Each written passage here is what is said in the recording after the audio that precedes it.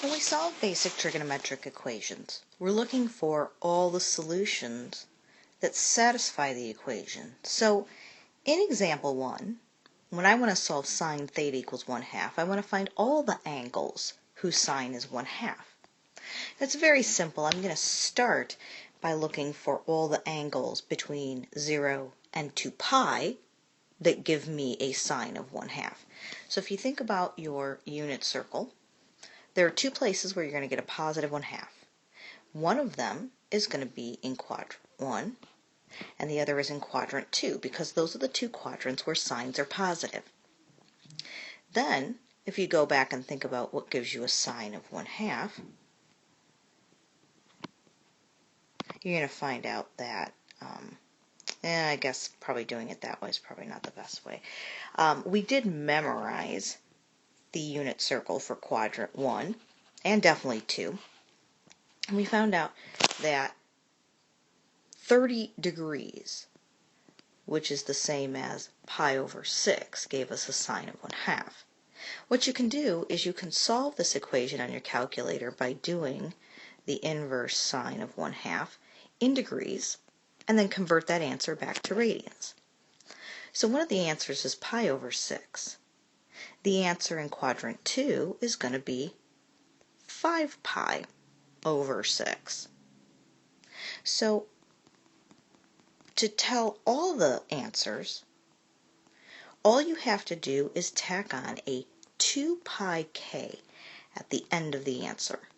What that says is that the first time that the graph of sine of an angle gives you 1/2 is at pi over 6, and then it repeats itself every 2 pi after that.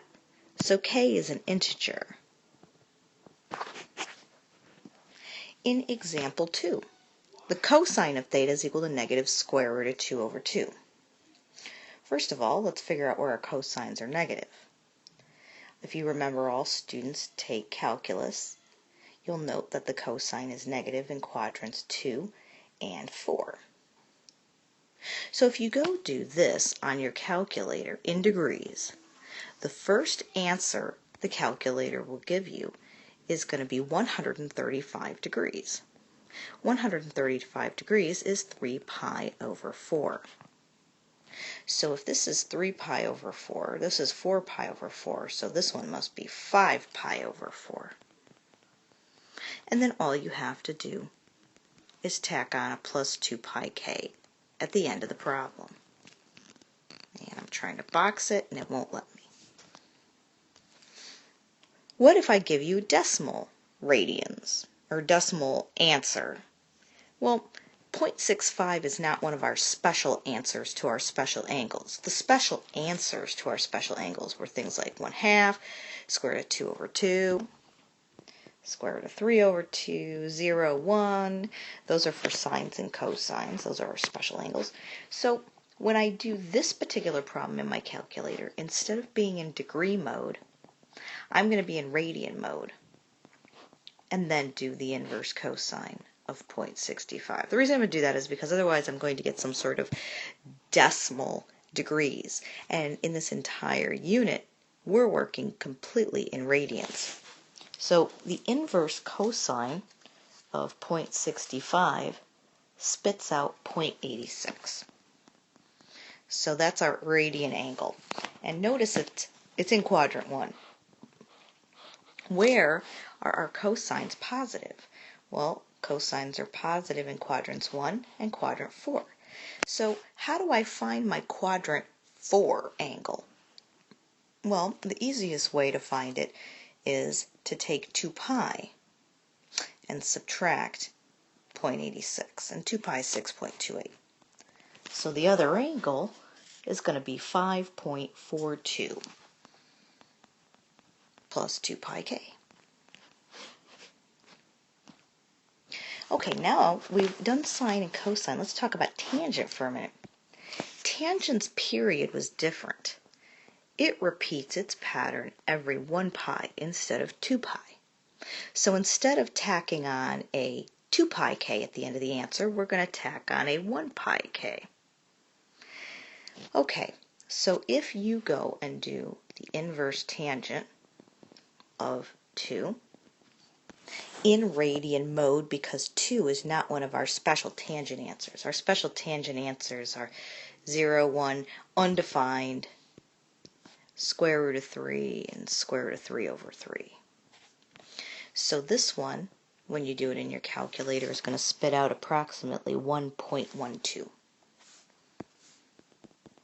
And then you're going to tack on a pi k. Now, because tangents are positive in quadrants 1 and 3, these are already 180 degrees apart, or pi apart. So unlike cosine and sine, which will have 2 answers within the unit circle, tangent, you only need 1 answer in the unit circle, because when you add 1 pi k to 1.12, you'll get the third quadrant angle. So you're done at this point. In example 5, we have to do a little bit more work to get to our answer. Think about this like a general algebra equation. It's really just 2x minus 1 equals 0. So 2x equals 1, x equals a half. Except it's not really x equals a half, it's really sine x equals a half. Hey, that was the first problem we did. So we already know the answers are pi over 6 plus 2 pi k and 5 pi over 6 plus 2 pi k. I don't need to go find the answers again because I did this exact problem in example 1. How about tangent squared theta minus 3 equals 0? Well, think about this like x squared minus 3 equals 0. So you'd subtract 3 and then you'd square root it, except it's not really x is equal to plus or minus square root of 3, it's really tangent x is equal to plus or minus 3. Now, notice the plus or minus because that's really important. Square root of 3 is one of our special angles. But because I took the square root, it could be positive or negative. So you actually have to solve this problem and this problem. And we had said that tangent is only going to give you 1 answer in the unit circle. Well, if I have 2 problems, then I'm going to have 2 answers. So because it's a special angle, if you go and put this in degree mode and figure out what tangent gives you the square root of 3, you're going to find out that it's 60 degrees, which is pi over 3 plus pi k. Now we're done with that particular equation because the next answer after pi over 3 will already be 180 degrees away from it. But what angle is going to give you negative square root of 3?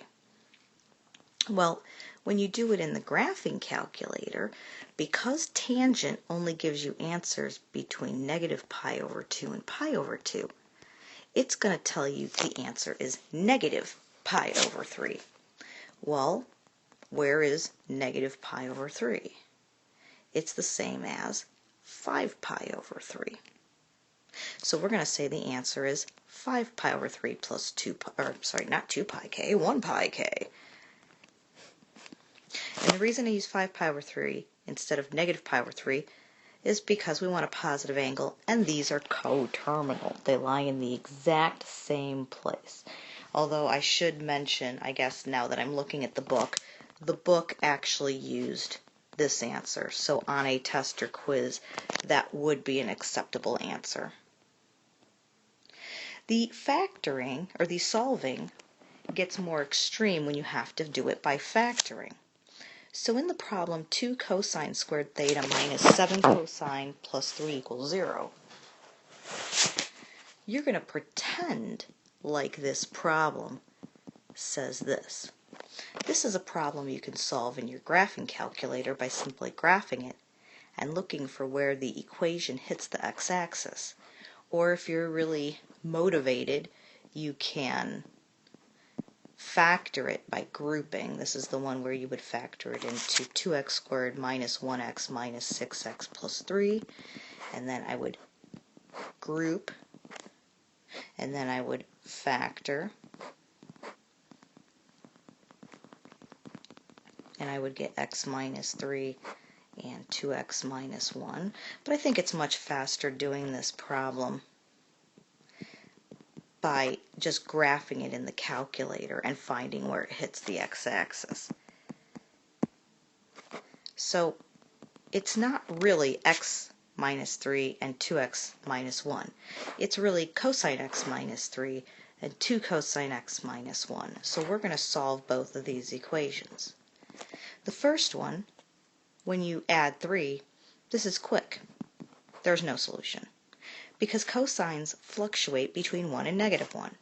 So you can never get a cosine of 3. But the second equation, you're going to get cosine x is equal to 1/2. Well, cosine gives you 1/2 at, think about that for a second, 60 degrees, which is pi over 3. So one of the answers is at pi over 3, and that's in quadrant 1. But the other answer is going to be in quadrant 4, which is 6 pi over 3, which is 5 pi over 3. Or remember that the way you can find the quadrant 4 angle is, if you remember, that's 60 degrees.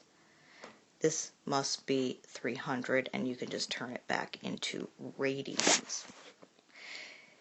Let's do one more factoring, because other than factoring a quadratic, the other thing that we can do is factor the greatest common factor out. In 5 sine theta plus cosine theta plus 4 cosine theta equals 0, I want you to notice there are two terms. And these two terms share a common factor, oops, let's make that look like a 5, of cosine theta. I can now finish this problem off by using the zero product property. So where is the cosine of theta equal to 0? Well, the cosine of theta is equal to 0 at 90 degrees, or pi over 2. And it happens again at 270, which is 3 pi over 2. And then you can just add on your plus 2 pi k. The second equation, you're going to get sine theta is equal to negative 4/5. Negative 4/5 is not one of your special angles. So put your calculator back into radian mode in order to solve. The calculator is going to give you an answer in quadrant 4, because the two places where signs are negative are quadrants 3 and 4. So when I do this particular problem, the graphing calculator is going to spit out negative 0.8. And so you can do one of two things. You can either, let's see, so negative 0.8 would be here. You can either figure out what that is a positive angle, so it's 6.28 minus 0.8, so it's 5.58, and then you can add on your 2 pi k, or can you leave it as negative 0.8 and add on your 2 pi k. The other answer is going to be in quadrant 3. Well, if this is 3.14, all you have to do here is add 0.8, and you're going to find out the other angle is 3.98 plus 2 pi k. And that is where our solutions would be in the unit circle.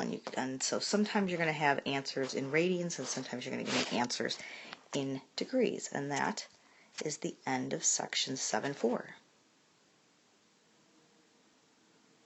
Except that now I'm realizing that negative 0.8 is negative 4 over 5. Darn it, darn it, darn it. Sorry about that.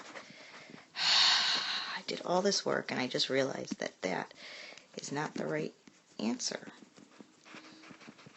Alright. Sorry. You should do inverse sine of negative 4/5, which is negative 0.8. And the calculator actually spits out negative 0.93.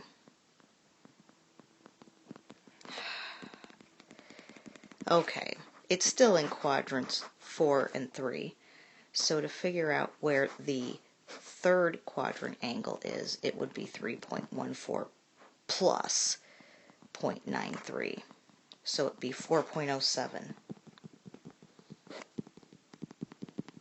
Now you can leave this as negative 0.93 plus 2 pi k, or if you want to change it into a positive angle, you would do 6.28 minus 0.93. And you would tell me it's 5.35. Whichever one you want to use is fine with me. Sorry about the mistake in the work. Now we've got it corrected, and now that's the end of 7.4.